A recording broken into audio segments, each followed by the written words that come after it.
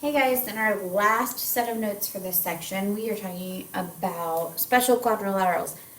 More so, we're just tying everything together that we have been discussing so far in this chapter. So the first thing we're looking at is creating a hierarchy. And this is somewhere, once I give you instructions, that I would like for you to pause the video and see if you can figure out where these pieces go. I want you to make note of that word hierarchy and make sure you know what it means. It just means that we are classifying all of these terms from least specific to most specific. So you have kind of a word bank there of all of the terms, and so you can determine where they need to go.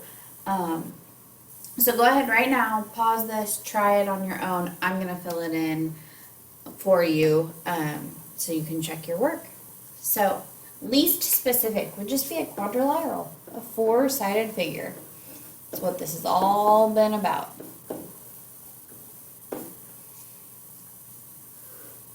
Then, once I know that, I'm looking at these shapes, and kind of an oddball shape that I know goes with nothing else is a kite. So it has nothing else attached to it. It's a special kind of quadrilateral. Another special kind of quadrilateral is a trapezoid, and I'm putting it over here because I know that it has one other special type of trapezoid coming off of it, and that's an isosceles trapezoid.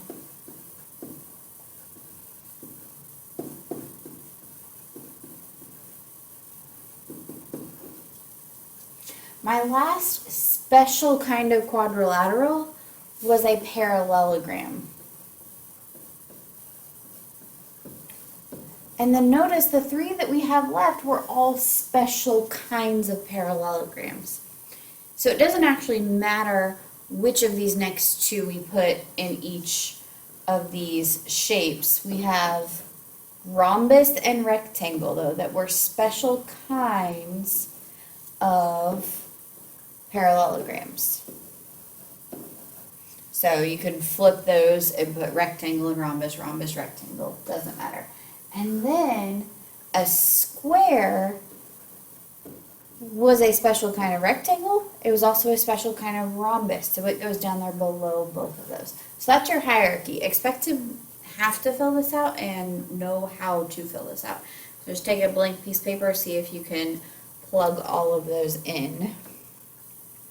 Okay, so it says classify each quadrilateral, and I want to make note that it does say quadrilateral, so we don't know that these are parallelograms, even though it looks like every single one of those is a parallelogram.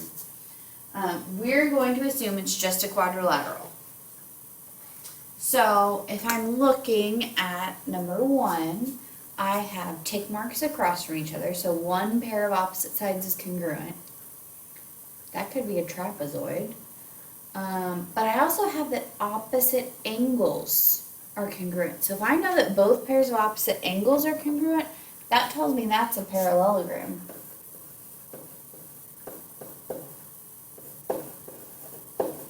You want to think, can I get even more specific with that? Can I say that it's a rectangle or it's a rhombus, and we don't know anything else about those sides to tell us that it's a rhombus, that all four sides are congruent. Okay, then number two, I have, it looks like the diagonals bisect each other, since they're the same on each side of the diagonals. So that would tell me it's at least a parallelogram, but I also see that the diagonals are congruent to each other. So that tells me that this is a rectangle, and I know that doesn't look like a rectangle. Remember, we're not paying attention to the shape of the figure, we're looking at the markings. Okay, so number three, I have that opposite sides are congruent, parallelogram. I also have the opposite, or that all four sides are congruent, rhombus. But then I have that right angle in the corner, and if I see one right angle and I know it's a parallelogram, then I know that that's also a right angle. But then I know, because parallelogram has supplementary consecutive angles, that would also be a right angle, and that would be a right angle. So since I have all four sides congruent, all four angles congruent, that tells me this would actually be a square. Okay, number 4, I have one pair of sides that are parallel and a different pair of sides that are congruent. So that's not a parallelogram. But one pair of sides are parallel tells me that that's a trapezoid. And then, if those legs are congruent, that tells me that that is an isosceles trapezoid.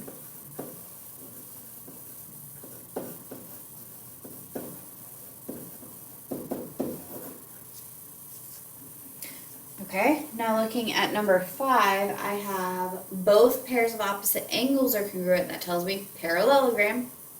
See if we can get more specific. Since it's a parallelogram, if I have a tick mark, I know that the other side has to be congruent to it. So then that's true over here. All four sides are congruent and opposite angles are congruent. That has to be a rhombus. Number 6, I have two pairs of consecutive sides that are congruent. The only one that can be then is a kite. Alright, we'll practice with more of these and identifying when it doesn't look like they're the shape that they should be. If you have questions, come in and see me. I'll see you in class.